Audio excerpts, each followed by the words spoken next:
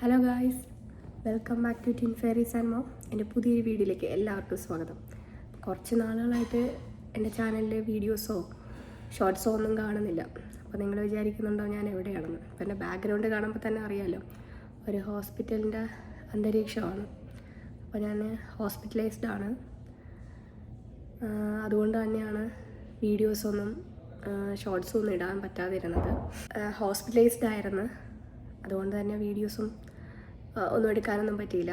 Hospitalised ആവുമെന്ന് പറയുമ്പോൾ ഞാൻ മാത്രമല്ലായിരുന്നു ഹോസ്പിറ്റലൈസ്ഡ്.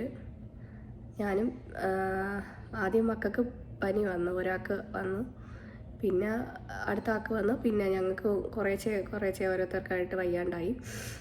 അങ്ങനെ നമുക്ക് നല്ല ക്ഷീണമായി. ഹോസ്പിറ്റലൊക്കെ കാണിച്ചു.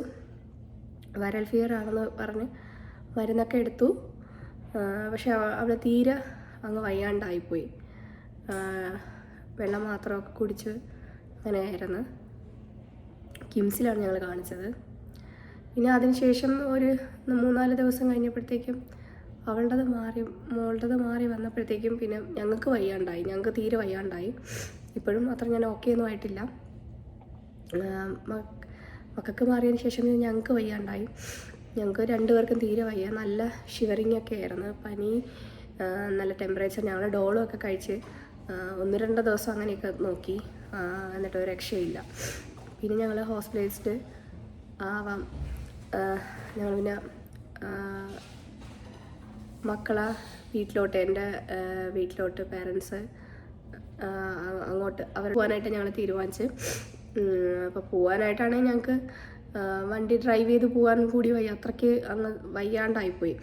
പിന്നെ ഞങ്ങൾ ഒരു ഓട്ടോ ഒക്കെ പിടിച്ചാണ് ഹോസ്പിറ്റലിലോട്ട് വന്നത്.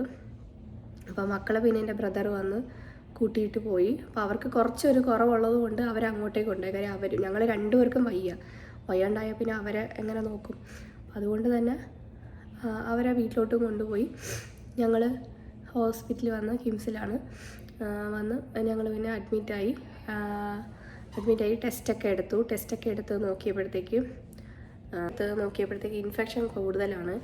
അപ്പം എനിക്കും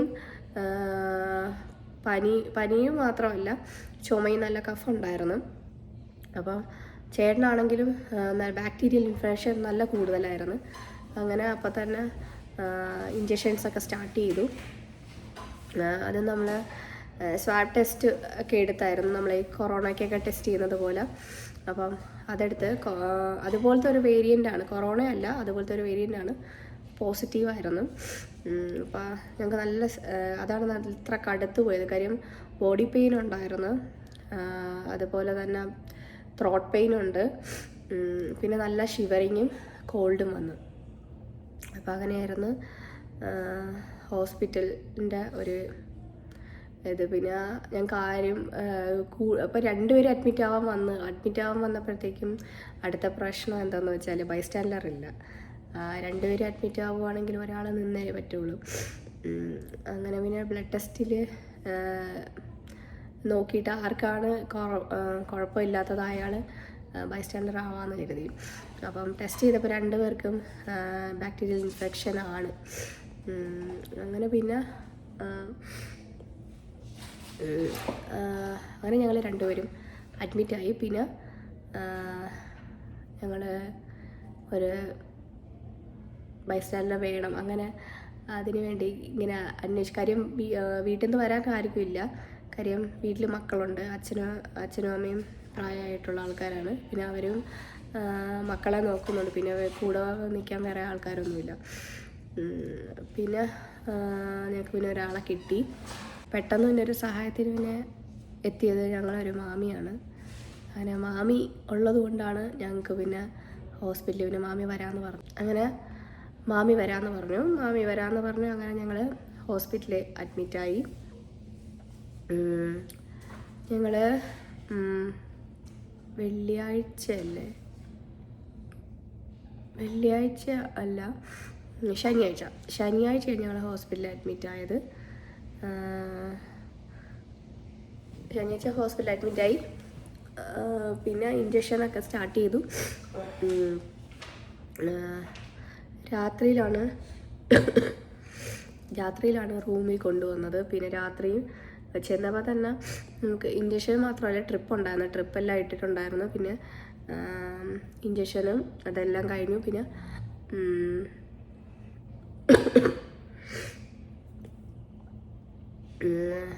അതിനുശേഷം റൂമിൽ കൊണ്ടുവന്ന് രാത്രി 11 മണിയോളം ഏകദേശം ആയി റൂമിൽ കൊണ്ടുവന്നപ്പം. പിന്നും വെളുപ്പിന് വരെ ട്രിപ്പൊക്കെ ഉണ്ടായിരുന്നു. അതെല്ലാം കഴിഞ്ഞു ദിവസം ഇഞ്ചക്ഷനും നമുക്ക് അതുപോലെ തന്നെ ട്രിപ്പും എല്ലാം ഇട്ട് കുറച്ചൊന്ന് സ്റ്റേബിളായി. അപ്പോഴത്തേക്കും മക്കൾ ഫസ്റ്റ് ദിവസം കുഴപ്പമൊന്നും ഇല്ലാതിരിക്കുമായിരുന്നു. പിറ്റേ ദിവസം തൊട്ട് പിങ്കിക്ക് കുറച്ച് ഡള്ളായി തുടങ്ങി. അതായത് ഫുഡൊന്നും കഴിക്കുന്നില്ല, വെള്ളം മാത്രം കുടിക്കുന്നുള്ളൂ, ഫുഡ് എടുക്കുന്നില്ല. പിന്നെ അതിനുശേഷം പനി ഉണ്ട്, ചുമയും ചെറുതായിട്ട് സ്റ്റാർട്ട് ചെയ്യുന്നുണ്ട്. ജാനിക്ക് ഇടയ്ക്കിടയ്ക്ക് പനി വന്നു പോകുന്നുണ്ട്.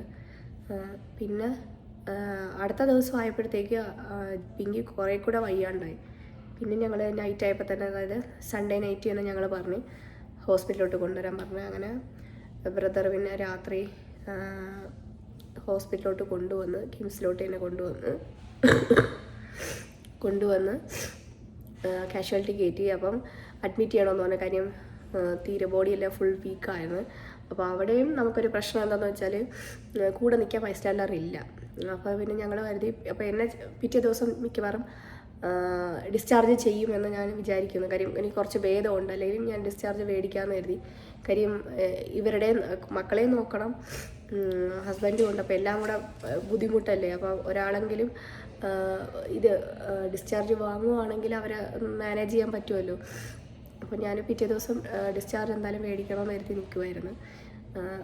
അപ്പോൾ കൊണ്ടുവന്ന് ഫസ്റ്റ് എയ്ഡൊക്കെ കൊടുത്തിട്ട് റൂമിലോട്ട് കൊണ്ടുവരുന്ന ഏകദേശം വെളുപ്പിനെ 3 മണി 4 മണിയോളം ആയിട്ടുണ്ട്. അപ്പോൾ ആൾ ഭയങ്കര ടയേർഡാണ്, ചുമയ്ക്കുന്നുണ്ട്, ഭയങ്കരമായി ചുമയ്ക്കുന്നുണ്ട്, ഉറങ്ങാൻ പറ്റുന്നില്ല. മരുന്ന് കൊടുത്തിട്ട് വോമിറ്റ് ചെയ്ത് പിന്നെ നമ്മൾ ഒരു മണിക്കൂറിനുള്ളിൽ തന്നെ റൂമിൽ കൊണ്ടുവന്നിട്ട് ഉടനെ തന്നെ താഴെ ഹോസ്പിറ്റലിലോട്ട്, ഞങ്ങൾ പുതിയ ബ്ലോക്കിലാണ് ഞങ്ങൾ അഡ്മിറ്റ് ചെയ്തേക്കുന്നത്. അപ്പം ഞങ്ങൾക്ക് അങ്ങോട്ട് പോകാൻ പറ്റത്തില്ല, അവളുടെ അടുത്തോട്ട് പോകാൻ പറ്റില്ല. കാര്യം ഞങ്ങൾ പേഷ്യൻസ് ആയതുകൊണ്ട് ഞങ്ങളെ അങ്ങോട്ടേക്ക് വിടത്തില്ല. അപ്പോൾ ബ്രദറും പിന്നെ മാമിയും കൂടെയാണ് പോയിട്ട് കുട്ടിയുടെ കാര്യങ്ങളെല്ലാം ചെയ്തത്. അതിനുശേഷം മാമി തന്നെ റൂമിൽ കൊണ്ടുവന്ന് അതിന് ശേഷമാണ് ഈ വോമിറ്റ് ചെയ്തതും ഇതെല്ലാം. പിന്നെ ഒട്ടും സഹിക്കാൻ പറ്റാതെ വന്നപ്പോൾ പിന്നെ ഞങ്ങൾ ഇവിടുന്ന് ഒരു നഴ്സിനെയും കൂടെ വിട്ടിട്ട് ഇവർ രാത്രിയല്ല വെളുപ്പായല്ലോ, ഏകദേശം ഒരു 5-5:30 മണിയായി. ആ ദിവസം ഫുൾ ഉറങ്ങിയിട്ടില്ല, ഞങ്ങൾ ആരും ഉറങ്ങിയിട്ടില്ല. കാര്യം എങ്ങനെ ഉറങ്ങും, കൊച്ചിന് സുഖമില്ല, പിന്നെ അവൾക്ക് അവിടെ എന്തായെന്നുള്ളൊരു ടെൻഷനും എല്ലാം കൂടെ ഇരിക്കുമല്ലോ.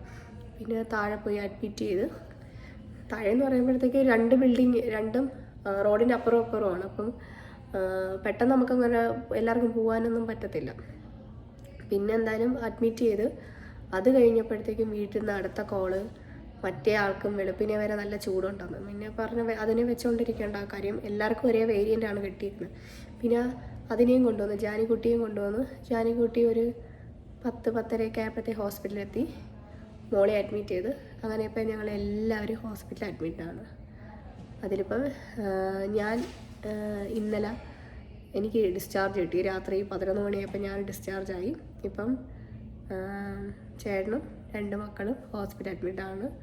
അതുപോലെ തന്നെ ഇപ്പം നോക്കാനിപ്പം മാമിയും ഉണ്ട്, അമ്മയും കൂടെ വന്നിട്ടുണ്ട്. അമ്മയ്ക്കും ചെറുതായിട്ട് ചുമയും തൊണ്ടവേദനയൊക്കെ സ്റ്റാർട്ട് ചെയ്തിട്ടുണ്ട്. അപ്പോൾ അതൊക്കെ കൊണ്ടാണ് ഇതിൻ്റെ വീഡിയോസൊന്നും ഇല്ലാതിരുന്നത്. അപ്പോൾ ഇതുപോലത്തെ സിറ്റുവേഷൻസ് ലൈഫിൽ ഇങ്ങനെ ഉണ്ടാവും നമ്മൾ ഒട്ടും പ്രതീക്ഷിച്ചിട്ടില്ല. കാര്യം ഒരു വീട്ടിൽ ഒരാൾക്ക് വരാം, 2 ആൾക്ക് വരാം, ഒരു വീട്ടിലെല്ലാം എല്ലാവർക്കും ഇവിടെ ഒരുമിച്ച് അസുഖം വരുമ്പോൾ അത് മാനേജ് ചെയ്യാൻ, കാര്യം കൂടെ നിൽക്കാൻ ആളില്ല. പ്രത്യേകിച്ച് നമ്മൾ ഇങ്ങനത്തെയൊക്കെ സിറ്റുവേഷൻസ് വരുമ്പോഴാണ് നമുക്ക് പുറത്തൊക്കെ നിൽക്കുന്ന ആൾക്കാർ എങ്ങനെയായിരിക്കും, എന്തെങ്കിലുമൊക്കെ അസുഖങ്ങളൊക്കെ വരുമ്പോഴത്തേക്ക് അവർ മാനേജ് ചെയ്ത് പോകുന്നതെന്ന് നമ്മളിങ്ങനെ ഓർത്ത് പോവുകയാണ്. അപ്പോൾ നമ്മൾ വീട്ടുകാരൊക്കെ അടുത്തുണ്ടായിരുന്നെങ്കിൽ നല്ലതായിരിക്കും എന്നൊക്കെ നമ്മളിങ്ങനെ ആഗ്രഹിക്കും. കാര്യം ഇപ്പം നമുക്കൊരു ആവശ്യം വന്നപ്പോഴേ വീട്ടുകാരടുത്ത് ഉണ്ടെങ്കിൽ അവർ വരാം. പിന്നെ അവർക്കും വരാൻ പറ്റാത്ത സാഹചര്യമാണെങ്കിൽ ഒന്നും ചെയ്യാൻ പറ്റത്തില്ല. ചില സാഹചര്യത്തിൽ വരാൻ പറ്റുന്നവരുണ്ടായിട്ട് പോലും തിരക്കാതിരിക്കുന്ന ആൾക്കാരും ഉണ്ട്. അങ്ങനത്തെ മനസാക്ഷി ഇല്ലാത്ത ആൾക്കാരും ഉള്ളവരും നമുക്കൊരു അസുഖം വരുമ്പോഴായിരിക്കും അറിയുന്നത് മനസാക്ഷി എന്ന് പറയുന്ന സാധനം പോലും ഇല്ലാത്ത ആൾക്കാരാണ് ഇവരൊക്കെയെന്ന്. പക്ഷെ അത് തിരിച്ചറിവും കൂടെയാണ് നമുക്ക് ആരൊക്കെയാണ് ഉള്ളതെന്നും ആരൊക്കെയാണ് ഇല്ലയെന്നും. നമുക്കിങ്ങനെ ഒരു മോശ സിറ്റുവേഷൻ വരുമ്പോഴാണ് നമ്മളെ സ്നേഹിക്കുന്നവരാരാണെന്നും സ്നേഹം നടിക്കുന്നവരാരൊക്കെയാണെന്നും നമുക്ക് മനസ്സിലാക്കാൻ പറ്റുന്നത്. പിന്നെ എന്താ, കുറച്ച് ഹോസ്പിറ്റൽ സീൻസൊക്കെ ഞാൻ എടുത്തു വച്ചിട്ടുണ്ട്. ഇതാണ് എനിക്ക് പറയാനുള്ളൊരു സ്റ്റോറി. അപ്പോൾ ഞാനിവിടെ പുതിയ ബ്ലോക്കിൽ ഇവിടെ ഇരിക്കുവാണ്. കുറച്ച് കഴിയുമ്പോൾ മക്കളുടെ അടുത്തോട്ട് പോകും. അപ്പോൾ ഞാൻ ഇൻഷുറൻസൊക്കെ ഒന്ന് ഫില്ല് ചെയ്തുകൊണ്ടിരിക്കുമായിരുന്നു, ഇൻഷുറൻസിന് കൊടുക്കാൻ വേണ്ടിയിട്ടുള്ളത്. അപ്പോൾ അതൊക്കെ ഫില്ല് ചെയ്ത് കൊടുത്തിട്ട് വേണം മക്കളുടെ അടുത്തോട്ട് പോകാൻ. ബാക്കി വീഡിയോസൊക്കെ ഞാൻ ഇതിലോട്ട് ആഡ് ചെയ്യാം. അപ്പോൾ അത് നിങ്ങൾ കാണുക. അപ്പോൾ ഇൻഷുറൻസിൻ്റെ കുറച്ച് പേപ്പേഴ്സ്, കുറച്ചധികം പേപ്പേഴ്സ് ഉണ്ട്. അതെല്ലാം ഫില്ല് ചെയ്യാനായിട്ട് ഞാൻ പിന്നെ ഇൻഷുറൻസ് ഡെസ്കിൽ നിന്ന് എടുത്തിട്ട് വന്നു. കാര്യം ഒരു 4 പേരുടേതുണ്ട്. ഇപ്പം എൻ്റെതിപ്പോൾ ഡിസ്ചാർജ് ആയതുകൊണ്ട് ഇന്ത്യത് ഒഴിച്ച് ബാക്കി 3 പേരുടേതും ഇൻഷുറൻസ് ഫില്ല് ചെയ്യാനുണ്ട്.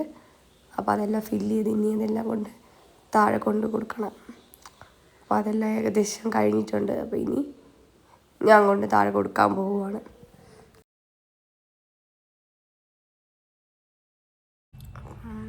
ഫുഡ് കഴിക്കുന്ന സമയമായി.